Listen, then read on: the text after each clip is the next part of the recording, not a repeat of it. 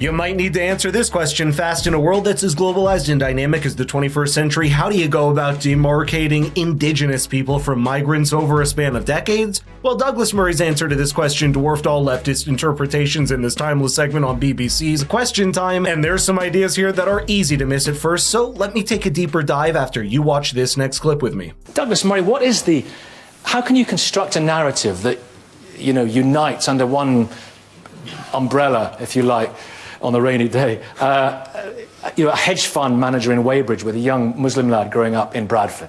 It would be very hard to create it if you were trying to do so from scratch. Fortunately, we're not doing it from scratch. I think you can create a shared British identity through our shared values, through our shared culture, through our history, our past, and that if you teach that and you transmit it well, it's something which anyone can feel a part of. What aspect of that history do you emphasise? All sorts of things. You emphasise, apart from anything else, the good and the bad. There's a feeling that at some points in our past we might only have celebrated the good things in our culture. Some people would argue in recent years we've only celebrated the bad. You've got to teach people pride and also awareness of pitfalls. What's the pride then? In invention, industry, culture? In all sorts of things. People feel pride in different. Some people feel pride in our sporting achievements. Some people feel pride in our cultural achievements. I think most people feel a bit of all of these things. I think the key thing, though, is that when people talk about a shared British identity, they tend to assume that you're excluding people somehow. Mm-hmm. And I would say that the thing here, the key thing is you have a core culture. A culture on which all sorts of variations are played, all sorts of different people pursue different things around it, but that they know what the core is that they're riffing around. What is the core? Is that Benjamin? The core. The core in this case is Britain, is British identity, is the British history, British culture, British achievements, writing, philosophy, art, architecture. But that's multiculturalism. You just said a lot of things there. Yes. But they're all... That certainly is a lot of things, but that's why it offers everyone their own reason to identify with their country despite the many differences that make it up. By the way, subscribe to the channel and turn on notifications for more discussions like this. But let's step back for a moment because I think we need to make a very important distinction between two things before even engaging in this debate. There are two different questions here that are not necessarily the same. Should Britain or any other country even have a shared and static set of culture and values in the first place? And the second question is, if you do, how do you draw the borders around it in a way that clearly delineates what is indigenous and what is foreign? I think Douglas Murray wants us to be more interested in the first question, but his opponents construe it as the second, and that's where much of the talking past each other is coming from. Douglas is an expert at treading the fine line and making sure he gives no fodder to racists or xenophobes, which is why you'll never see him try to define a British identity on the basis of one race or even a culture, but on a set of shared values. The fewer those core values are, the easier that immigrants can assimilate over time, and while Britain does not have something like a formal and codified constitution, you can gauge what those values are by what the country teaches its children in the school system. Those values, according, become clear from this statement, and I quote, "We want every school to promote the basic British values of democracy, the rule of law, individual liberty, and mutual respect and tolerance for those of different faiths and beliefs." And you can throw in ideas like state secularism and respect for the rule of law that forms the core of the British ethos around which multiculturalism is built and sustained. The clash happens when other cultures start to strike at the core itself, trying to change the most fundamental ideas that transcend all individual characteristics to create a national identity. An example of this is an increasing immigration of people with explicit religious beliefs trying to change the secular idea of Britain. That's what you see in places like London, whose large proportion of immigrants is turning it into a much more religious place than the rest of Britain, at over 2/3 of people in the city identifying as outwardly religious. That inevitably has an impact on voting patterns and over time can start to overpower the secular core of the city and the country. Douglas Murray, this is actually about class, isn't it? This is about socio-economics. To a great extent, yes. People who come into a country tend to be on the lower socioeconomic class when they begin, and gradually over decades and then indeed centuries they come up. So yes, to an extent that's the case, and yes, to an extent it's true that there has always been immigration in this country.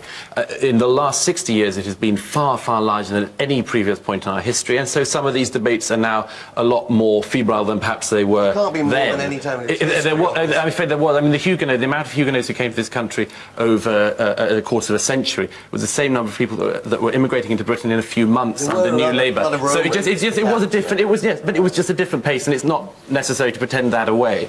It's also not necessary to pretend away the fact that although we have immigration, there has also always been a sense of identity in this country, which should not be ignored, and it should not be pretended away. And a lot of people now say, well, Britain has always been a country of immigrants, therefore we have no identity that's British or no identity here. We do, people feel it, and a lot of damage is done when you tell people not only do you not have an identity, you don't have the right to an identity. Let's go to go on, very quickly. I was born in this country, educated in this country, and my identity is precisely not having that identity. I think the sense of Britishness is not having that identity. That might be fine for you, but a lot of other people, it might not be. A lot of other people want to feel an identity, want to feel a sense of pride in an identity. They might not want to, like you, celebrate not having an identity, but celebrate having one. I think that is what Britishness is. And what's wrong with that? You can celebrate having a core identity or celebrate the idea that it can remain in a constant flux, and that doesn't necessarily make you more or less British. And you don't see anyone on the panel trying to box up what it means to be British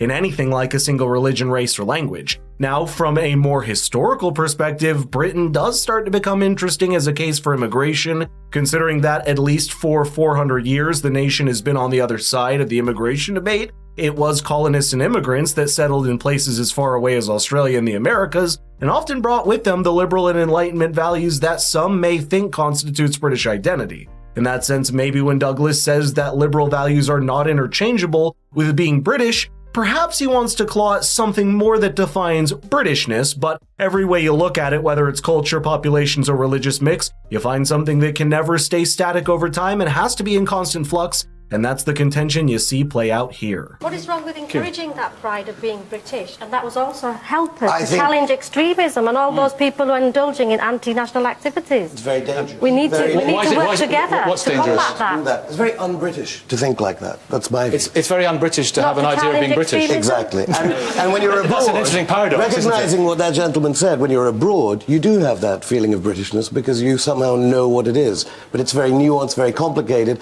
But the idea of British people wandering around saying, I'm proud of being British, isn't very British. A lot of people do feel that, and I don't think you should pretend that they don't have that identity or shouldn't feel it. But if I just quickly on this, another thing that is worth considering is the fact that, you know, historically and around the world, what we have here is pretty unique. It's not completely unique, but very few other countries have this level of tolerance, decency, acceptance, and so on. And that isn't accidental. It is because there have been people in this country who have thought this through before.